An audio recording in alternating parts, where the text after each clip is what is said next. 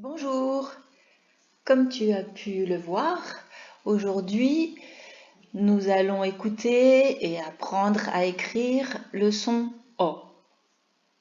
Dans ta lecture, Le loup et les 7 cabris, à la page 14, tu as pu voir le son O dans le mot horloge. Voici, horloge. Et tu as pu le voir et l'entendre aussi dans le mot coffre. O. Je t'invite à prononcer le son O, qui n'est pas de son O, qui n'est pas le son A. Tu mets ta bouche un peu comme pour prononcer le son O, mais tu l'ouvres un peu. C'est pour ça qu'on dit que c'est le O ouvert et ça fait O, comme dans coffre, comme dans horloge, comme dans porte. Je t'invite maintenant à chercher toi-même chez toi des mots dans lesquels tu peux entendre le son O. Et moi, je t'en propose. Voici. Moi, je te propose bol, carotte, brosse, tortue. Et on va regarder dans ces mots comment s'écrit le son O. Dans le mot bol, comme tu peux le voir, bol, ceux qui chantent le O, c'est la lettre O qui chante O, bol. Dans le mot carotte, c'est la lettre O également qui chante le son O. Dans brosse,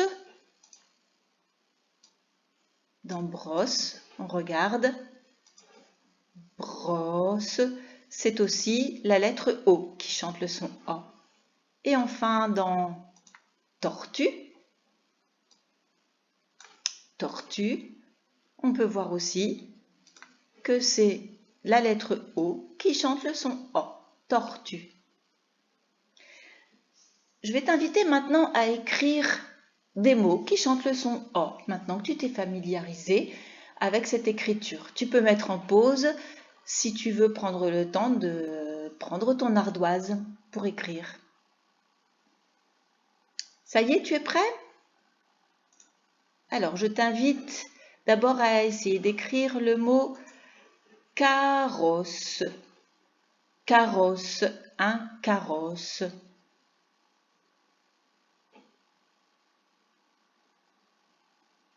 Alors, voici un carrosse avec le son O qui s'écrit avec la lettre O. Tu as pensé à écrire les deux S entre les deux voyelles O et E pour faire S. Parfait. Deuxième mot, je t'invite à écrire le mot cloporte. Un cloporte. Tu sais, cette petite bête que l'on peut trouver dans un jardin en dessous d'une pierre. Elle n'aime pas la lumière et elle aime bien l'humidité. Un cloporte. Un cloporte, voici.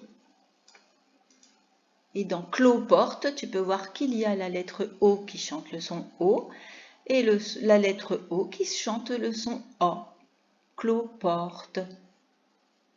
Et si les cloportes sont à plusieurs, on dit donc des cloportes.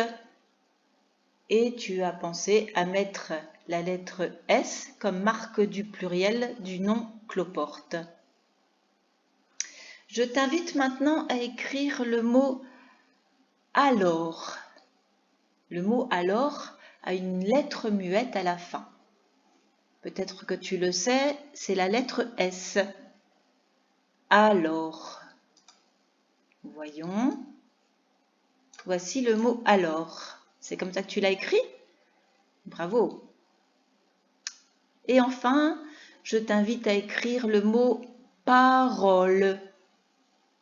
La parole.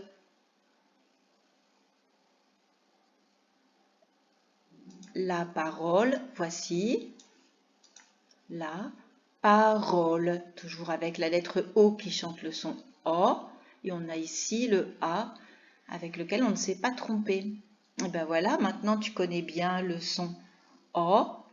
Je vais t'inviter à prendre cette fiche qui se trouve dans ta pochette orange pour la réaliser. Et je t'envoie le corrigé de la fiche. Bravo pour ton travail. À bientôt.